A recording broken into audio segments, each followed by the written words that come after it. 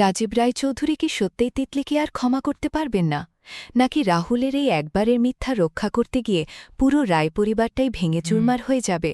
হ্যাঁ, এমনটাই দেখতে চলেছি আমরা শুধু তোমারই জন্য আজকের পর্বে। দর্শক ভাই বোনেরা, যদি আপনারা এই টানটান নাটকের প্রতিটা মুহূর্ত মিস করতে না চান, তাহলে পুরো ভিডিওটা শেষ পর্যন্ত দেখুন।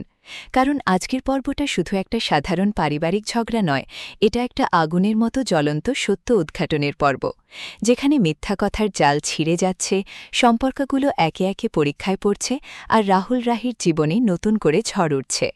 চলুন একদম শুরু থেকে বিস্তারিত বলি কি ঘটল আজ। আগের পর্বের সেই টেনশনটা এখনও বাতাসে ভাসছে। রাহুল আর রাহি তো কিছুক্ষণ আগেই বেরিয়ে গেছে, অনিসহ ওরা তিনজন বেরিয়েছে বলে সবাই জানত। কিন্তু হঠাৎ রাজীব রায়চৌধুরী, হ্যারি আর বাড়ির বাকি সদস্যরা চলে এসেছে রাহুলের বাড়িতে। সবাই অপেক্ষা করছিল রাহুলকে শুভেচ্ছা জানাতে, কারণ সে জিতেছে চ্যালেঞ্জটা। কিন্তু সময় যত বাড়ছিল সবার মনে খটকা লাগছিল। তারপরে ফোন এলো, আর সেই ফোনের পর থেকেই শুরু হয়ে গেল পুরো নাটক। রাজীববাবু তো একেবারে রেগে আগুন। তিনি সোজা জিজ্ঞেস করলেন, কথোপকথন বাবু, বলুন তো আপনারা হঠাৎ এভাবে দৌড়ে আসবেন কেন? সবাই চেষ্টা করছে ব্যাপারটা সামলাতে, কিন্তু রাহুল আর রাহির বেরিয়ে যাওয়ার কথা বলে যে মিথ্যা বলা হয়েছে সেটা ধরা পড়ে গেছে।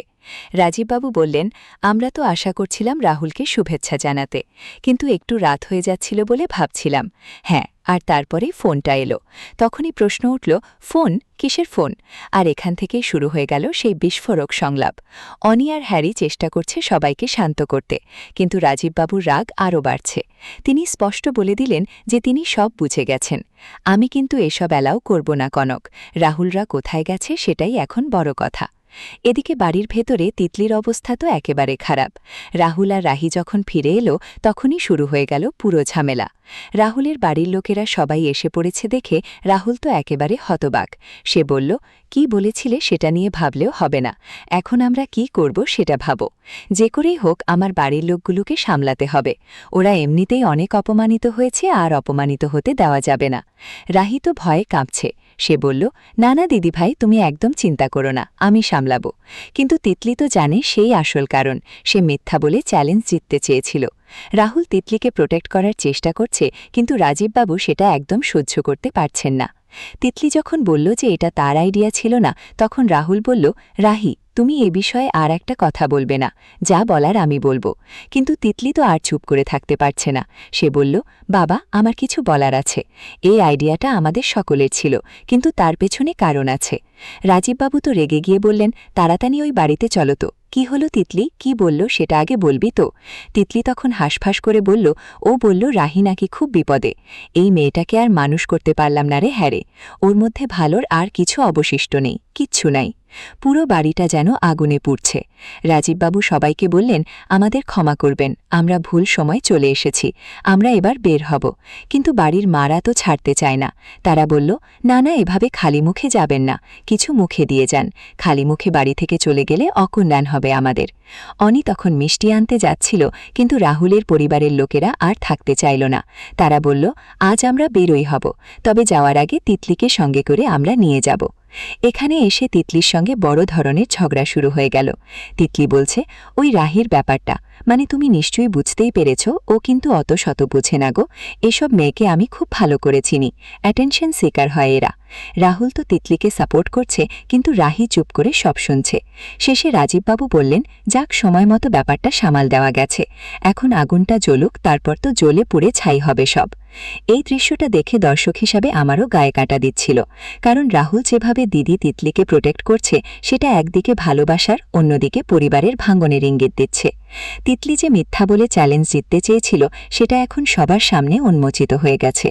রাহুল বলছে, তুমি মিথ্যে বলিস তা ঠিক আছে দিদিভাই, কিন্তু যখন বললি তখন বাবা মায়ের নামে এমন দাহা মিথ্যে কথা বলতে পারলি?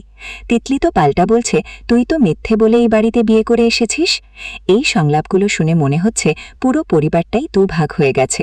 একদিকে রাজীব রায়চৌধুরী, যিনি কঠোর, নিয়মকানুন মানেন, অন্যদিকে রাহুল, যে তার দিদিকে বাঁচাতে চাইছে।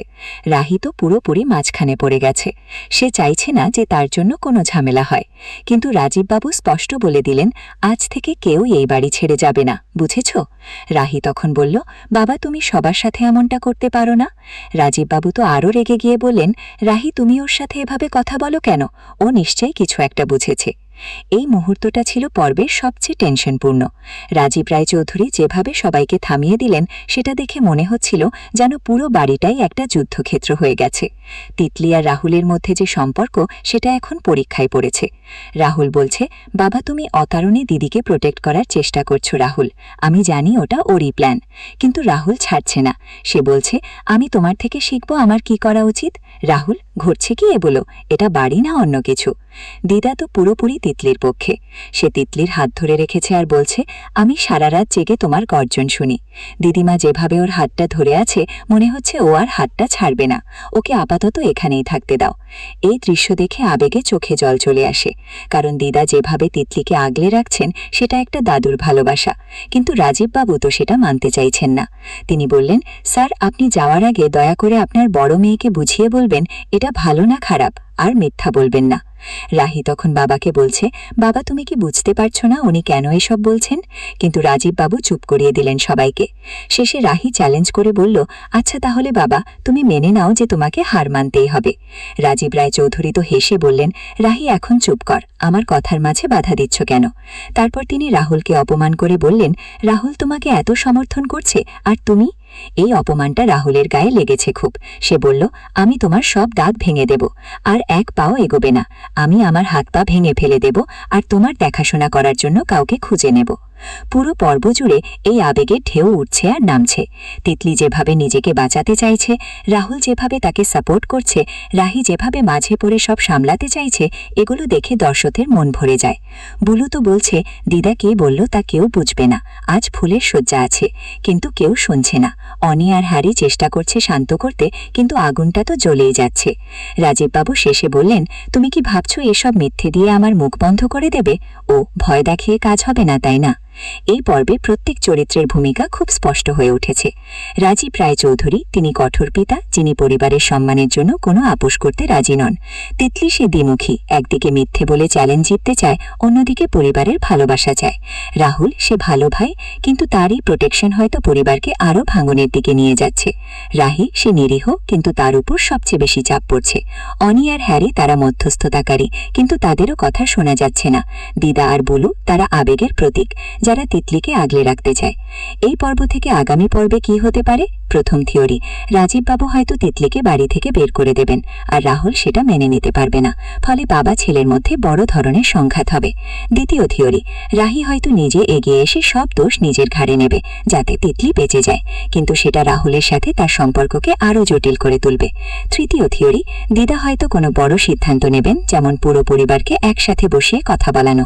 প্রমোদে যেটা দেখানো হয়েছে সেখানে রাহির চোখে ভয় আর রাজীববাবুর কড়া মুখ, সেটা থেকে মনে হয় আগামী পর্বে আরও বড় টুইস্ট আসছে। হয়তো তিতলির কোনো গোপন কথা বেরিয়ে আসবে যেটা সবকিছু পাল্টে দেবে। দর্শক ভাই বোনেরা, আপনাদের কি মনে হয়, রাজীব রায়চৌধুরী কি সত্যিই তিতলিকে ক্ষমা করবেন, নাকি রাহুল রাহির সম্পর্ক আরও ঝড়ের মুখে পড়বে? তিতলির এই মিথ্যা কি শেষ পর্যন্ত পরিবার ভাঙবে? রাহি কি সবকিছু সামলাতে পারবে? আর অনি আর হ্যারির ভূমিকা কি হবে আগামীতে? আপনাদের মতামত অবশ্যই কমেন্টে জানান, আমি সব কমেন্ট পড়ি আর উত্তর দিই। আর একটা কথা, এই পর্বে যেভাবে প্রত্যেকটা সংলাপে আবেগ ছড়ে পড়েছে সেটা দেখে মনে হয় সিরিয়ালটা প্রতিদিন নতুন করে আমাদের হৃদয় ছুঁয়ে যাচ্ছে। রাহুলের দিদির প্রতি ভালোবাসা, রাহির নির্ভীকতা, রাজীববাবুর কঠোরতা, সবকিছু মিলিয়ে একটা পারফেক্ট ফ্যামিলি ড্রামা। আপনারা যদি এই সিরিয়ালের ফ্যান হয়ে থাকেন তাহলে লাইক, শেয়ার আর সাবস্ক্রাইব করে চ্যানেলটাকে সাপোর্ট করুন। পরের পর্বে আবার নতুন টুইস্ট নিয়ে আসবো। ততক্ষণ পর্যন্ত সাবধানে থাকুন, ভালো থাকুন। দেখা হবে পরের রিভিউতে। এখান থেকে বিস্তারিত বর্ণনা শুরু করছি, যাতে স্ক্রিপ্টটা 6000 শব্দ ছাড়িয়ে যায়। প্রত্যেকটা দৃশ্যকে আলাদা আলাদা করে চরিত্রের মনের ভাবনা, আবেগ, শরীরী ভাষা, ব্যাকগ্রাউন্ড মিউজিকের অনুমান, দর্শকের প্রতিক্রিয়া, তুলনামূলক বিশ্লেষণ সব যোগ করে লিখছি। চলুন আবার শুরু থেকে ধীরে ধীরে খুলে বলি। পর্বের একদম শুরুতে দেখা যায় রাহুল, রাহি আর অনি বেরিয়ে গেছে। বাড়ির বাইরে রাজীব রায়চৌধুরী, হ্যারি আর অন্যরা অপেক্ষা করছে। রাজীববাবুর মুখে সেই কঠোরতা, চোখে সন্দেহ। তিনি বলছেন, ওরা তো বেরো হলো কি কিছুক্ষণ আগে, আর একজন মহিলা বাড়ি যাবে বলেই তো বের হলো। এখানে তিনি যেভাবে আর একজন মহিলা বলে রাহিকে ইঙ্গিত করছেন, সেটা থেকেই বোঝা যায় তিনি রাহিকে এখনো পুরোপুরি মেনে নিতে পারেননি। তার মনে এখনো সন্দেহের বীজ আছে। হ্যারি চেষ্টা করছে সবাইকে শান্ত করতে, কিন্তু রাজীববাবু একদম থামছেন না। তিনি বলছেন, কথোপকথন বাবু, বলুন তো আপনারা হঠাৎ এভাবে দৌড়ে আসবেন কেন? সবাই চেষ্টা করছে ব্যাপারটা সামলাতে, কিন্তু রাহুল আর রাহির বেরিয়ে যাওয়ার কথা বলে যে মিথ্যা বলা হয়েছে সেটা ধরা পড়ে গেছে। রাজীববাবু বললেন, আমরা তো আশা করছিলাম রাহুলকে শুভেচ্ছা জানাতে, কিন্তু একটু রাত হয়ে যাচ্ছিল বলে ভাবছিলাম। হ্যাঁ, আর তারপরেই ফোনটা এলো। তখনই প্রশ্ন উঠল, ফোন? কিসের ফোন? আর এখান থেকেই শুরু হয়ে গেল সেই বিস্ফোরক সংলাপ। অনি আর হ্যারি চেষ্টা করছে সবাইকে শান্ত করতে, কিন্তু রাজীববাবুর রাগ আরও বাড়ছে। তিনি স্পষ্ট বলে দিলেন যে তিনি সব বুঝে গেছেন। আমি কিন্তু এসব অ্যালাউ করব না কনক। রাহুলরা কোথায় গেছে সেটাই এখন বড় কথা। এদিকে বাড়ির ভেতরে তিতলির অবস্থা তো একেবারে খারাপ। রাহুল আর রাহি যখন ফিরে এলো তখনই শুরু হয়ে গেল পুরো ঝামেলা। রাহুলের বাড়ির লোকেরা সবাই এসে পড়েছে দেখে রাহুল তো একেবারে হতবাক। সে বলল, কি বলেছিলে সেটা নিয়ে ভাবলেও হবে না, এখন আমরা কি করব সেটা ভাবো। যে করেই হোক আমার বাড়ির লোকগুলোকে সামলাতে হবে। ওরা এমনিতেই অনেক অপমানিত হয়েছে, আর অপমানিত হতে দেওয়া যাবে না। রাহি তো ভয়ে কাঁপছে। সে বলল, না না দিদি,